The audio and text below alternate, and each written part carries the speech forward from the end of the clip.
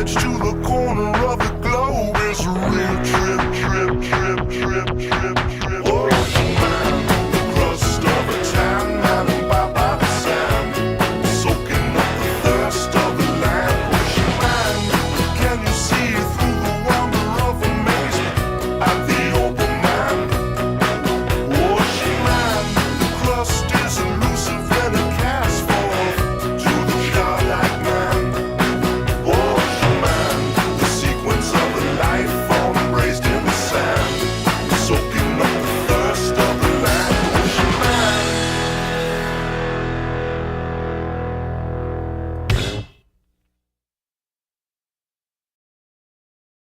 2, 3, go. Darian, back up with so fast. You got it, guys. For the delay, let us begin. Hello, I'm Darian. Today we're continuing a stream with Darian. Back up for the again. Thanks everyone for watching. Please, if you haven't done so, please like, check up, sorry, follow, chat, etc. Don't forget to check out Darian Main on Twitter and YouTube, and also on Twitch and YouTube, and also check out Twitter and YouTube community comments and tags for information. But for today, let's begin. I'm bisexual. I'm 53. I'm bisexual. I'm bisexual. I'm 53. But 20 years.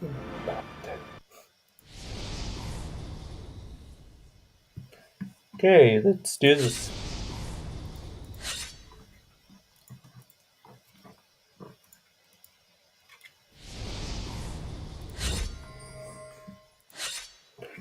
I don't know why the sound disappears.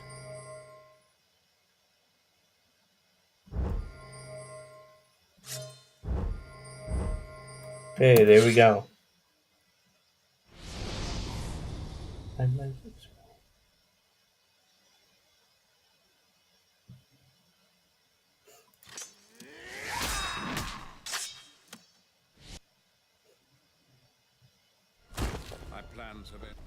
I have a token I was bidden to show thee.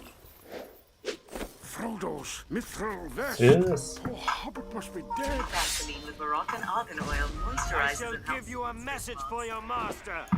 Hold it in and release. My master, Sauron the Great, bids you welcome. You shall speak for Sauron no more. Good. That thing was dear to you, I see. This is for Frodo. Know that the halfling suffered greatly at the hands of his host. It is you who shall suffer.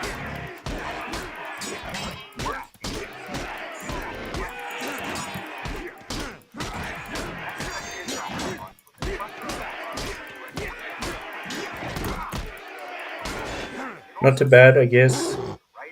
I guess that concludes negotiations. Naturally, fans and critics were disappointed with Andromeda and tore the game apart on review sites, forums, and the greatest bastion of intellectual discourse, the YouTube We have drawn his army to the Black Gates. For ourselves, there is no hope. This is our final act to give Frodo time to end this evil that marshals before us. Oh, this is.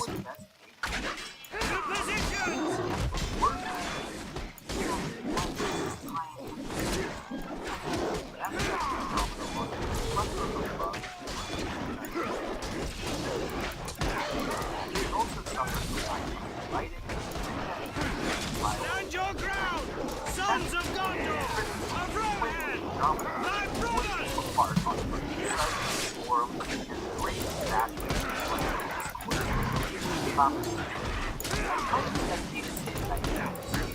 Come on.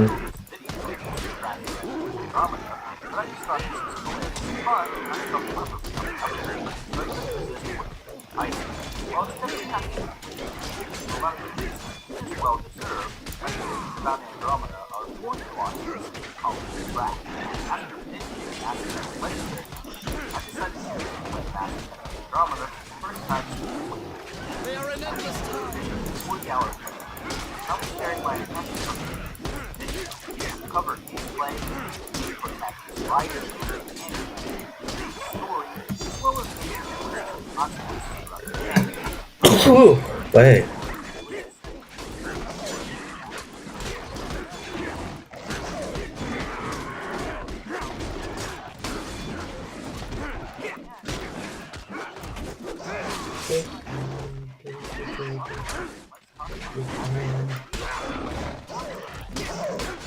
Steady, men. Oh shit, Gandalf. Where is he?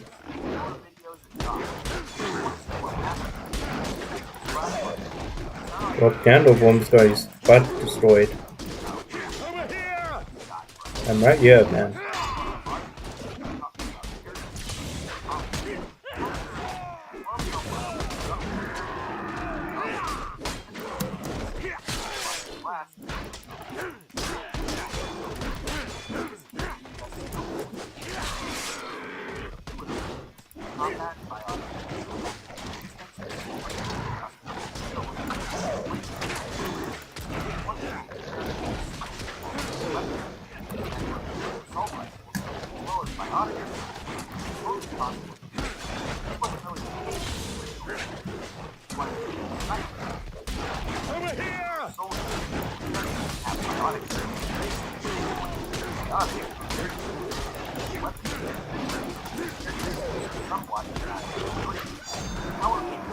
Over here. Over here.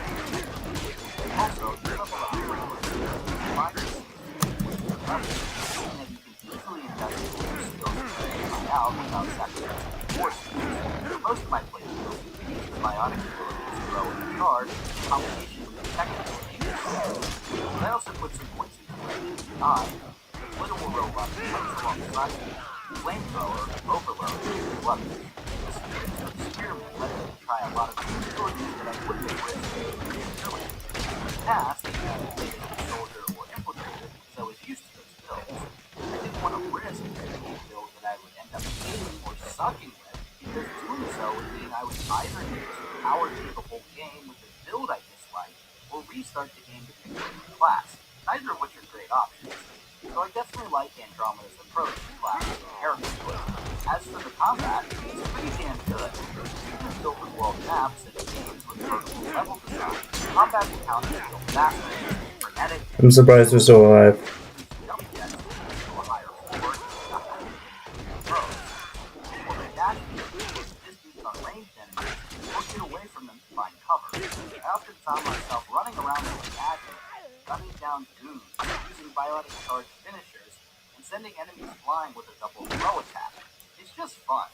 Combat was never really the strongest part of the Mass Effect series, but it shines in Andromeda. So we've covered the combat aspects of the game. But what about the main characters themselves? Well, let's talk about Riot.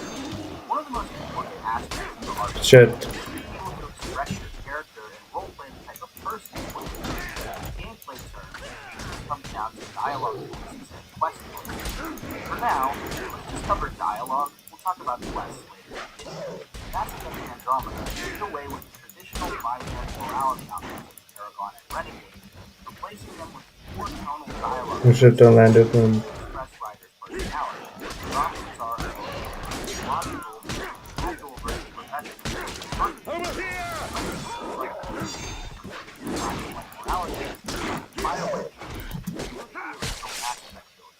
Unfortunately, dialogue options barely feel different in practice because regardless of Whew, that was close. Positions. Ryder comes Break across up. as Hold them on all sides of the hilltop. In reality, you're the new Pathfinder. Saving for education is easy. Start saving for education early. Decide on an amount.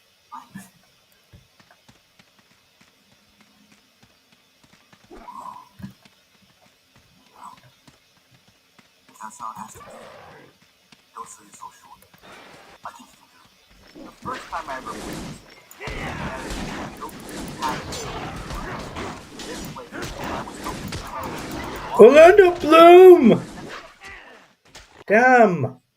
Pathfinder and not taking shit from people who doubt him or hate on him. You know.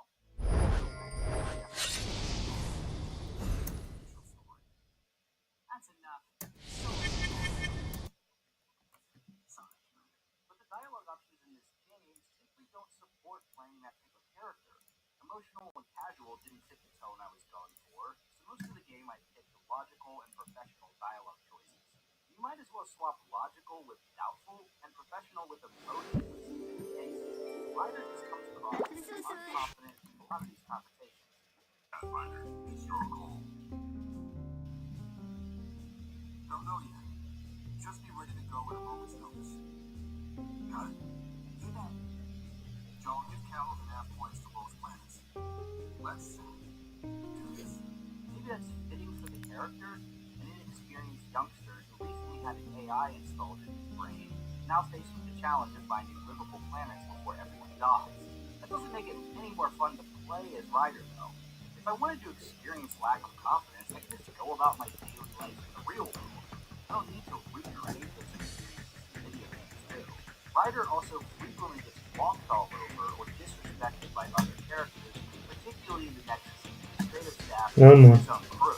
In most of these instances, the player is not given the choice to make the Pathfinder stand up for himself. Vetra and Drac leadership are struggling. Our suppliers waiting. Come on, we're gonna be late. Why do you want to know? Nope. Your companions frequently talk over you during crew meetings and even walk out on you at one point. Let's focus. Back to the task. Exactly. Here's my own question. When do we hit that next vault? It looked active. We have to get on that. Hang on. We need to not go off that cuff. There are initiative priorities. The team calls the shots. Actually, the Pathfinder calls the shots. Just to be clear. Why do they always go to Italy? So what do you need from us, Ryder? Helios threw us for a loop. We're kind of doing this. All of us. So let's figure out what the rules are now. And try to stick to them. Sounds good. If there's one thing I know I can do, it's make up rules. No one said make up rules. Can we please keep anarchy to a minimum? Okay, let's get back to the Nexus. TB Drac, selection for physical. I know that last one is played as a joke, but it shows how little use Ryder has with anyone. You even have to wait for Vetra to pull some strings for you to even leave the Nexus with your ship for the first time, because Addison is trying to hold you up. But there is nothing worse Okay, now you guys can go ahead. Liam. Throughout the game, Liam is running a number of diplomatic operations without any oversight or authorization from you or the Initiative. He has good intentions, but quite frankly, he's a dumbass, and his plans frequently go to shit, even to the point of putting people's lives at risk. At no point are you able to pull him aside and say, hey, stop running these operations. That's an order. You are not a diplomat. Stick to your strengths. I could never imagine Commander Shepard putting up with any of this BS. We are on a mission. You can either fight at my side or get crushed under my heel. But you will not stand in my way. So overall, I didn't really enjoy playing as Ryder. The Pathfinder is a huge step down from Commander Shepard. Companions and squad mates have been a main staple of pretty much every BioWare game ever made. So let's talk about Ryder's crew on the Tempest. You have 6 squad mates: Liam, Cora, Vetra, Evie, Drac, and Jal. You also have 4 more crew members: the pilots Suvi and Callow, the engineer Gil, and the doctor Lexi. These aren't the best characters BioWare has ever written, not by a long shot, but I actually do enjoy most of them. My favorites were Vetra, Evie, Cora, and Drac. Vetra seemed very similar to Nyreen Andros from the Omega DLC in Mass Effect 3. She's very protective of her sister and is going to do whatever it takes to survive. Evie is quirky, fun, and brilliant, but doesn't always think about the consequences of her actions. Tempest can't go where we need to be. You can't get there from the ground. This is the only way in. In? Where exactly are we going? Evie, where are we going? It's not my fault the signal's coming from inside a volcano. And we should land on stable ground. Assuming my subterranean scans are accurate, and the impact doesn't alter trajectory. Good time. Tell me you have a plan for getting back to the Tempest. Cora wants to be a leader, but is a natural follower. In his coming to grips with her unhealthy idol worship, especially of the Asari commander. She also shares the same last name as the elusive man, which is one of those things that makes you go, Drac is great too, not on par with Rex and Grunt. Didn't even finish the food. In his own right. He's over 1,200 years old and nearing the end of his life, so internally he feels worthless and past his prime. But all the Krogan respect him and look to him for his wisdom and life experience, which is something no one else has. You're not just some old soldier. We know what we lost because you lived it. My favorite part about the companions were the squad mate interactions when we were driving around in the Nomad. The banter is pure gold and reminds me of similar conversations between your companions in the Dragon Age stations. Maybe you're sure you're not half Roman. Nope. Why? Not surprised it's not screwing them. But The way you don't take shit from anyone. My mother made it exclusively with other Asari. Is that right? Except when she conceived me. My father was an Elcor. You've got to be kidding. Offended indignation. Why? Doesn't it fit? You're as far from an Elcor what as is I he can doing? Then it makes perfect sense, right? I suppose so. You little rebel. I wish there would have been something like this in the OG trilogy. Also, the movie night with your crew was one of my favorite moments of the game. It felt reminiscent of the Citadel DLC. At times, the character writing in this game really is on par with prior BioWare titles, but overall it's an uneven experience. The good moments get dragged down by the bad ones with characters like Addison, Dan, and the plethora of bland NPCs you interact with during a coterie of fetch quests and filler content. But before I dive into quests and gameplay, That was let's talk dumb. about romance. Because if I have to slog through a bunch of fetch quests, then I gotta get my action somewhere else. Okay, I decided I was going to try to bang everyone in this playthrough. Women, men, aliens, everybody. So I customized my outfit to look the part and really get into character. Hey, now all I need is a couple of gold chains and some Dracar Noir and I'll be good to go. At this point, I regretted not naming my character Fabio or some other Italian sounding character at the start of the game. There are a ton of romance options in Andromeda, and BioWare lets you pursue multiple characters simultaneously. You won't have any confrontation scenes like you would with, say, Yara and Ashley in Mass Effect 1. Don't know why And that you will take happened. notice if you're flirting with other people. You and Bill.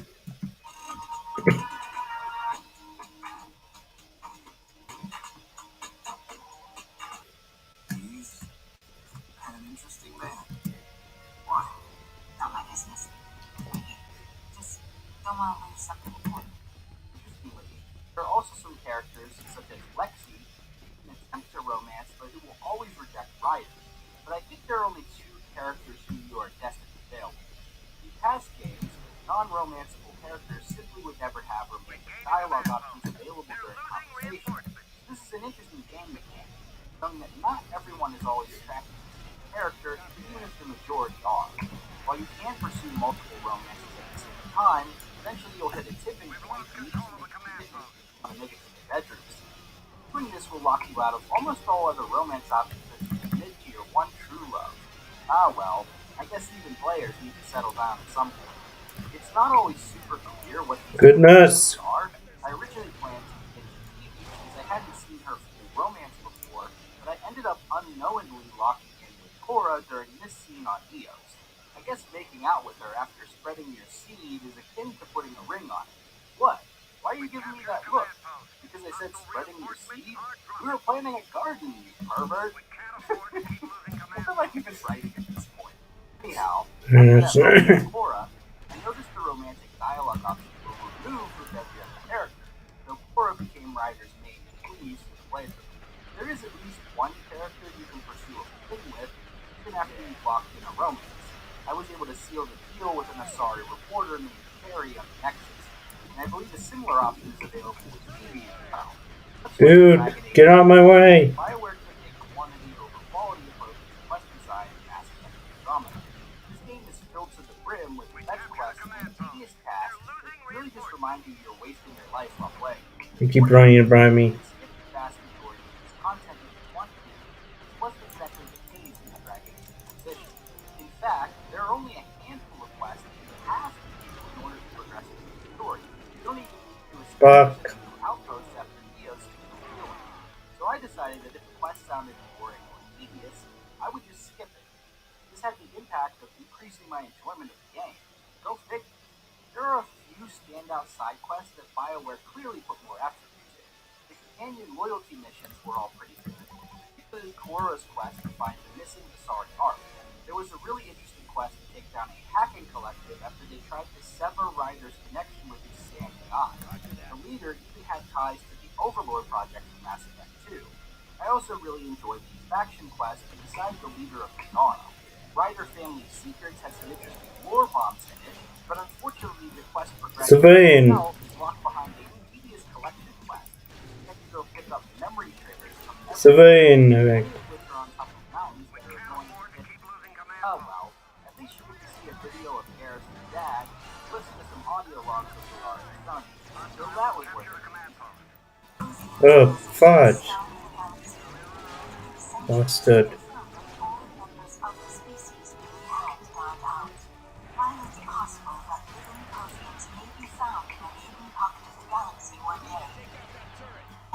Are statistically trivial. If you were to complete every quest and task in the game, the playthrough would likely be over 60 or 70 hours. This is double the length of the original Mass Effect. I hope that in future entries, BioWare trims the fat and focuses on creating better quests rather than fun of them. Alright, let's talk about choices in Mass Effect Andromeda. We're going to be getting into some spoiler territory now, just so you know. Choice and consequence has always been a big part of RPG, particularly the Mass Effect build. Part of the reason this series is named Mass Effect is that the player is presented with big choices that could have a massive effect on the galaxy. The franchise hasn't always lived up to that core tenet, but at least they give That's BioWare a only North Star to aspire Japan to. project. On a loading screen in Mass Effect Civilian Andromeda, project. you'll see a message that Civilian says, Russian project. Ryder's decisions have lasting consequences. Choose Civilian carefully. project. Ooh, this game must have some pretty serious decisions, right? Sadly, this isn't the case. When it comes Andromeda. to choices, Andromeda falls Andromeda far short project. of the original trilogy. Don't get me wrong, you're presented with choices frequently throughout the game. There's a dialogue wheel showing you a couple of options Conduit and project. basic narrative. Your choices don't really make much of an impact on the game, aside from a few lines of dialogue that you enjoy. Let's take a look at some examples. In hunting the Archon, you need to choose whether to save the Krogan Scouts or the Solarian Pathfinder. If you save the Scouts, then the Pathfinder dies and she is replaced with another Solarian NPC. Director Tan expresses disappointment at the choice and then moves on. Instead, if you save the Solarian Pathfinder, then the Scouts die, Well, and we Drax is win. mad at you for a while, but eventually he gets over it. In the end, the game is the same regardless of which outcome you chose. When you place your first outpost on Eos, you're asked whether to make the focus military or scientific. This is presented as a really big deal that will speak volumes about the intentions of the mission. But in the end, it doesn't matter whether you choose military or scientific because it only changes a few lines of dialogue and nothing else. Either way, you'll still have a group of NPCs Texas because their family members are still in cryo because you chose a military outpost or a scientific outpost. The exact same group of NPCs protesting regardless of your choice. I guess the guy leading the protest must have had a military daughter while Gam Gam worked in the bio lab. Oh shit, I forgot to play this game. You can either save Sloane Kelly and keep her in power, or let Reyes kill her and put him in power instead. Either way, you get a new outpost on Kadara, so it just comes down to which character you like better or dislike less. The only decision that had any real impact was your choice about the Revenant Drive Core on Elegant. If you keep the Drive Core, you don't gain the Krogan as allies, and you can't put an outpost on Elegant. Whereas if you give the drives to Morta, you gain Krogan support and a new outpost. But even that isn't really a big deal because what are the outposts about maybe one or two fetch quests, a couple of prefab buildings, most of the Eventually I realized that none of my choices mattered, so I just started picking random outcomes. Who do you want to be the ambassador for the Helios cluster? Fuck it, put the Krogan Morta in charge. Who cares? Life is meaningless. If we wanted to build if we ensured Krogan stay, what if it was Morta? You are out of your mind. It's definitely Yep, England's conquering the rest of England. About addiction, disability, and more about life. Which is why we're the only insurer that matches up to 100% of your monthly premium and activates ongoing health bonus that creates wealth for your future. It's world-class cover that actually rewards you for your company.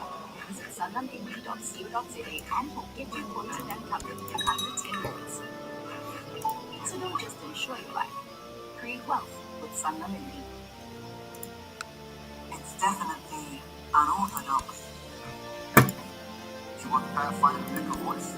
I'm thinking mortal. I think the girl can wait long enough for a secret council. Well, there's certainly colors and regions looking day. Probably won't see me making any videos analyzing the choices in Mass Effect Andromeda, because every video will basically end with me saying, hey, doesn't matter. It's always the same. BioWare could have done so much better with the choices in this game. Even if the choices didn't impact the game world in a major way, they could have at least presented bigger moral or philosophical questions to the player.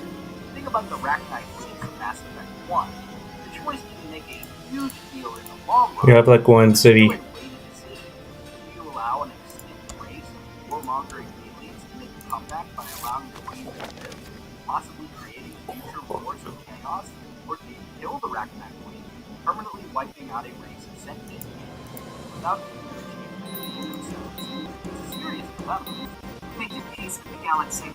The Rachni are a dead race. I was playing Dragon Age Inquisition last night, you know, the last game BioWare released before Andromeda. One of my companions, Blackwall, got so mad at me for the decision I made during the Orlesian Palace quest, he quit the group permanently, leaving our fortress never to be seen again. I was like, damn, dude. Is this Inquisition all you wanted it to be? Because I'm disappointed. All I see is a gang of thugs led by a self-serving tyrant.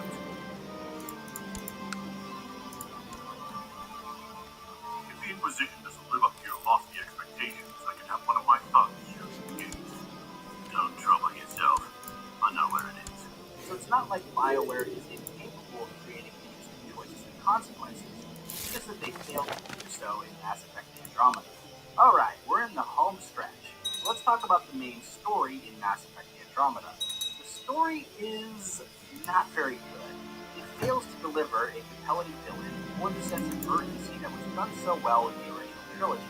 Archon is a cookie-cutter, cliche bad guy. He wants power at all costs, and he's evil. And he wants power at all costs, and he's really mean and evil. Yeah, that's about it.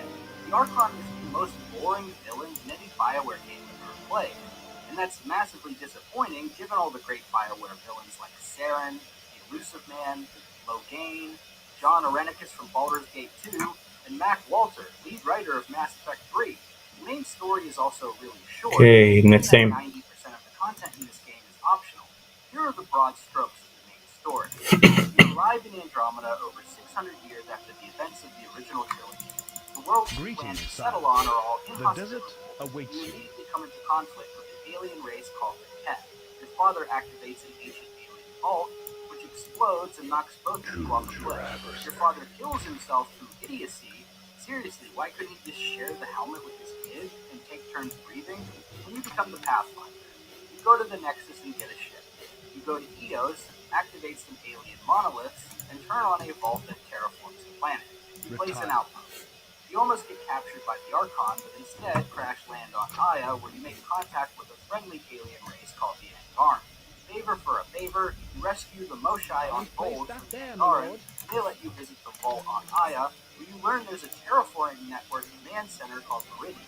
The Moshai tells you that the Archon knows where Meridian is because he has a remnant artifact, so you go to Kadara and find the Archon ship, board the ship, and get the location of Meridian, but not before getting some weird injection and temporarily dying to escape capture. Then you go to Meridian, find out it's actually not Meridian because the real Meridian is moved. You scan some planets, find the location of real Meridian, go back to not Meridian to press a button, then you almost die and you play as your sister. But then you don't die, you go to the real Meridian and blow up the Archon. Bang, bang, boom, happy ending party. That's literally it. Also, what was the deal with that whole Meridian This was not Meridian? still doing well. Oh, he's still alive, which is good. They just made you do the final template to Mass Effect 2. You go through the Omega 4 relay, fight your way through the collector base, then right before you're about to plant the explosive, the elusive man calls you and says, Shepard, this is the collector base. It's a decoy. The real collector base has been moved. Then you go scan some random planets, find the location of the real collector base. It'll be Uranus. But you have to press a button in the fake collector base first, so you go back through the Omega 4. You press the button, and Harbinger almost kills you. So you play as Joker again, but then it switches back to Shepard before you go to the real collector base and defeat the human Reaper. Sounds pretty absurd, right? Well, that's basically how Andromeda. Well, he got his ass destroyed. Satisfying epilogue sequence where you get to speak with all your teammates, which provides closure for the player, something that was sorely lacking in Mass Effect 3. Let's bring this thing 22! Glorious. instead of failure by And we won, I guess. I do believe the haters were wrong to call this game complete trash, though. Next game. It's not an awful game. It's definitely the most disappointing entry in the series, especially if you make direct comparisons with the original trilogy, but it's not completely irredeemable. There are some good ideas in Andromeda, fun combat, and occasionally even high-quality character development and writing. Unfortunately, the game is dragged down by a weak main character, a weak villain, and a boring main story. There also aren't any significant choices and consequences to keep the game interesting or encourage repeat playthroughs. So is this game worth playing in 2021? Well, yes, but with the caveat that this is a considerable step down from the original trilogy. That being said, the game is still fun most of the time, and there are some interesting lore bits that Mass Effect fans will enjoy. However, if your leisure time is very limited, then consider skipping Andromeda and playing something better instead. Life is too short to play mediocre games when you don't have a lot of time to play games. So there you go, folks. There are my thoughts on Mass Effect Andromeda. If you like this video, be sure to subscribe to Big Dan Gaming for more Mass Effect and RPG videos. Until next time, this has been Big Dan. I should go.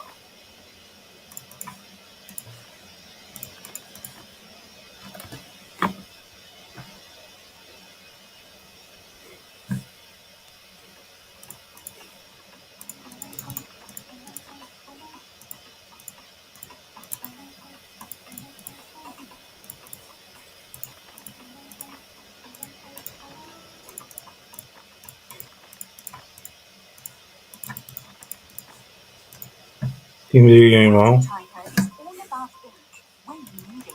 Come to Cartridge Typer or get online quotes on the largest range of cartridge brands in South Africa. We've partnered with all the major brands, so find Oh yeah, any sounds, gameplay, music, currency, and string, go to recovery host, take a response to that.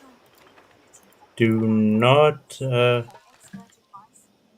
sue or yeah, as I was saying, all yeah, so all gameplay, music, sound, turns the stream, go to recovery host, doing the response name, do not sue or cover me. Strike me. Thank you. Reminder don't. And Jeff is pitted against a quote-unquote psychology expert named Cooper Lawrence during this interview, where Fox really goes in on Mass Effect and says that should kids have access to this game given the gratuitous sexual content in the game? So anyhow, I think it's really funny looking at this interview, especially in hindsight, given that Mass Effect's sex scenes are pretty damn tame in comparison to things that would come along later, like Witcher 3, Mass Effect Andromeda, and Cyberpunk 2077. So anyhow, without further ado, let's dive into this interview. It's a new role-playing video game that is leaving nothing to the imagination. Mass Effect is what it's called. It's made for Microsoft's Xbox system, and it features in some parts of this, you'll see full digital nudity. Imagine. And the ability... Full-on nudity? Imagine that. I mean, can you believe it? For the players to engage in graphic sex, and the person who's playing the game gets to decide exactly what's going to happen between the two people, if you know what I mean. Now, the game is rated M for mature. However, critics say that Mass Effect is being marketed to kids and to teenagers. Microsoft responded to these claims and said, dude, it's so funny. I mean, the way the sex scenes play out in Mass Effect, I mean, it's like you just choose to engage in a relationship with one of the characters, and then it plays a pre-rendered cutscene. But from the way she's describing it, she's making it sound like you can direct exactly how the acts play out and cater it to your own desires and make it super twisted. I mean, It's wild how she's describing this compared to what it actually is in the game. Also, I love this title, Sex Box. You know the people who came up with this in Fox were like in love with themselves after this. They're like, yes, we got them. Cooper Lawrence is a psychology specialist, radio talk show host, and the author of the new book, The Cult of Perfection. And Jeff Healy is a game expert with Spike TV. Welcome to both of you. Cooper, it sort of cracks me up whenever I hear a company say that, there's all these controls in there, that you can monitor the time, and you can, but basically Pandora's box is open. I mean, kids have access to these things, and unless you're hovering over them every second, they're going to find ways to see this stuff on the internet. How damaging is it really? Well, the thing is, it's the whole concept of 13-year-olds have never seen Playboy because they're not supposed to. It's that idea that, let's talk about what the video game is for. It might be. You know the old saying, never trust someone with 2 first names? How about don't trust someone with 2 last names? What kind of a name is Cooper Lawrence? Also, what type of psychology specialist is she? They don't list her degree or anything. I mean, I could be a psychology specialist under this sort of criteria. But if you look at the statistics, who is playing video games? The adolescent males, not their dads. So that's the first thing. The damage is this. We know that all the research shows that violence has a desensitizing effect. Well, sexuality does too, because this is when the developing mind is happening. This is when they're first deciding who they're going to be, who their identity is. This is when social development is happening. And here's how they're seeing women. And Mass Effect's here to ruin it all. They're going to ruin their sex lives. As these objects of desire, as these.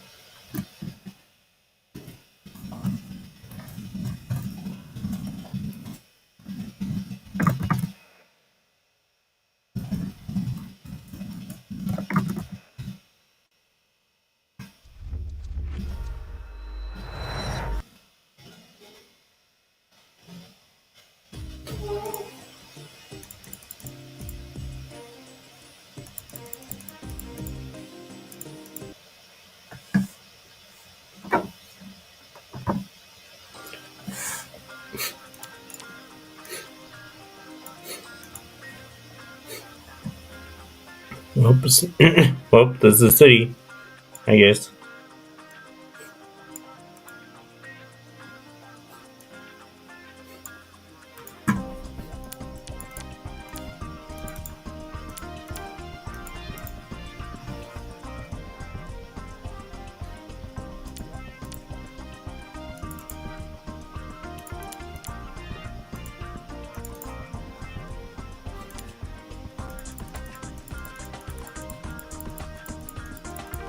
Must have forgot to demolish this.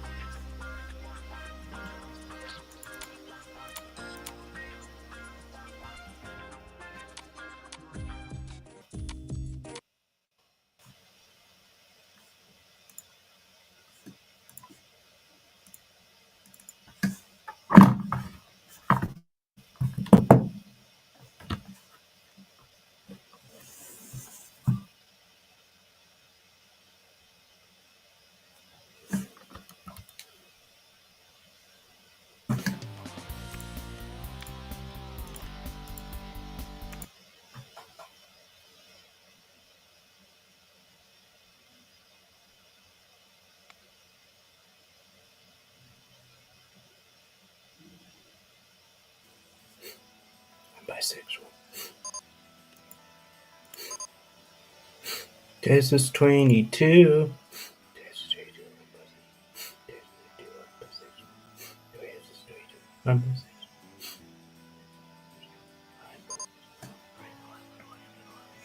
Happy Pretorius.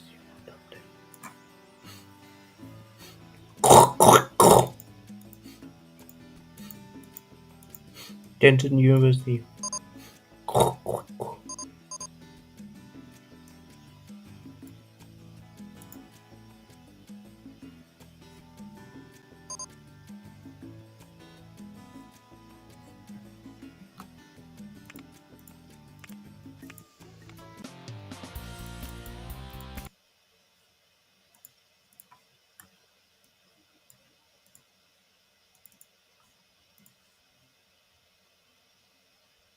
Okay, last two games.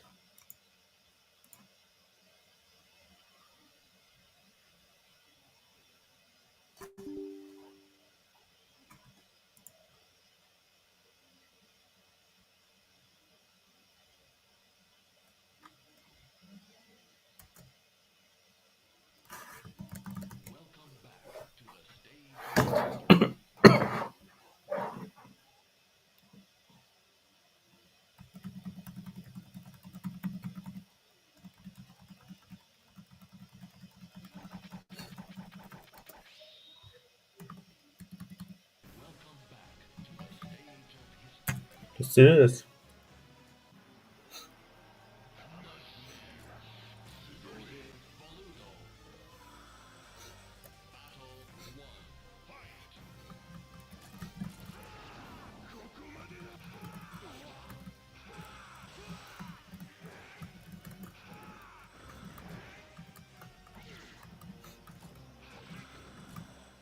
Damn you, beautiful game.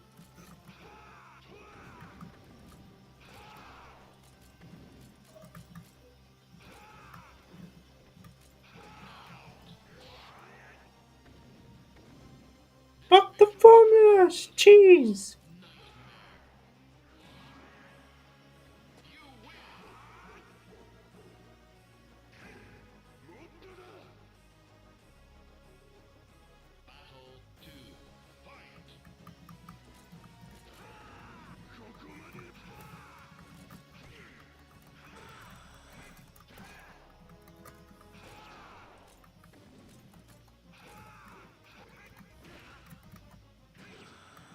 Fuck the formulas! Cheese!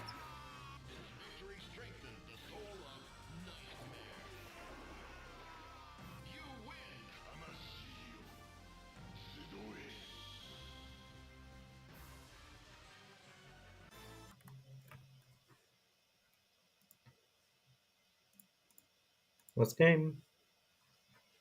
I'm afraid that's the end of the stream for today.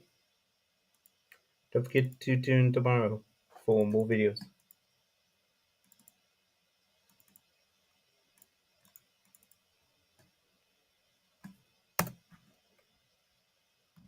Good morning.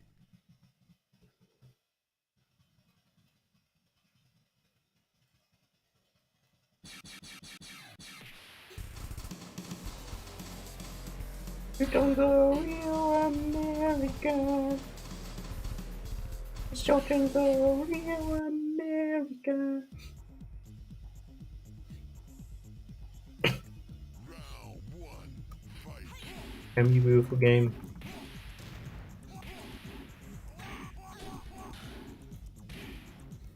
It's so beautiful.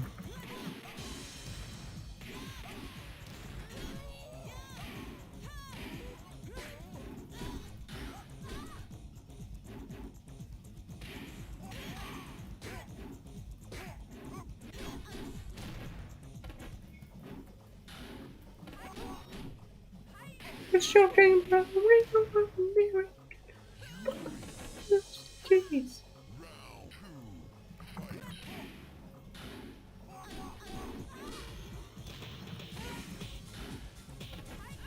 Showing the legs.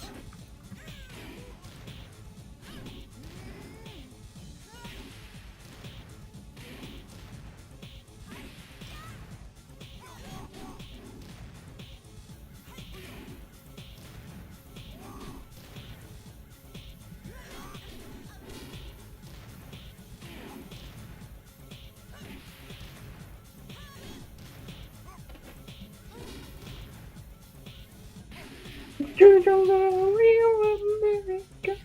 Fuck the foreigners. Jeez. Anyway, thank you so much for watching. Survival I Want YouTube channel. See you tomorrow. Bye. End of the intro. Good night. Bye.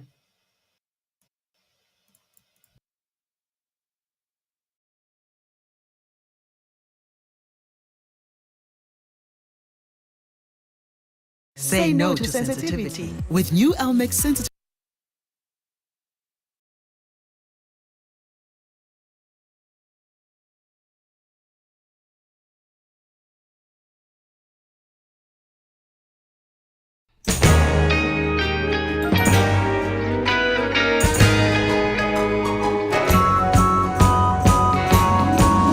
Mr. Sun came up and he smiled at me.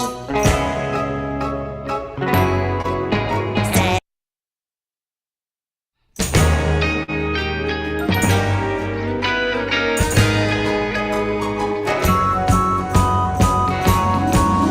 Mr. Sun came up and he smiled at me.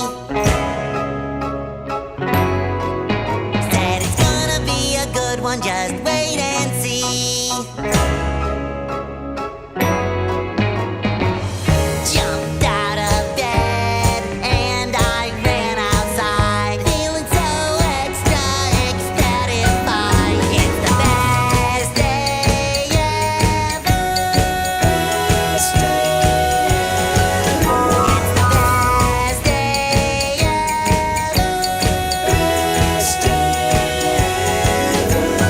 I'm so busy, got nothing to do. Spent the last 2 hours just tying my shoe.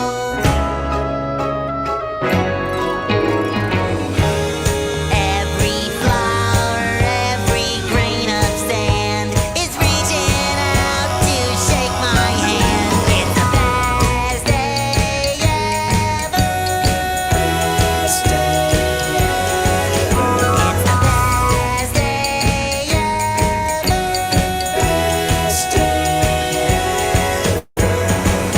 Sometimes the little things start closing in on me. When I'm feeling down, I wanna lose that round. I stick my head out the window and I look around. Those clouds don't scare me, they can't disguise this magic that's happening right before my eyes. Soon Mr. Moon will be shining bright, so the best day ever can last all night. Yeah, the best day ever's gonna last all night now. It's the best day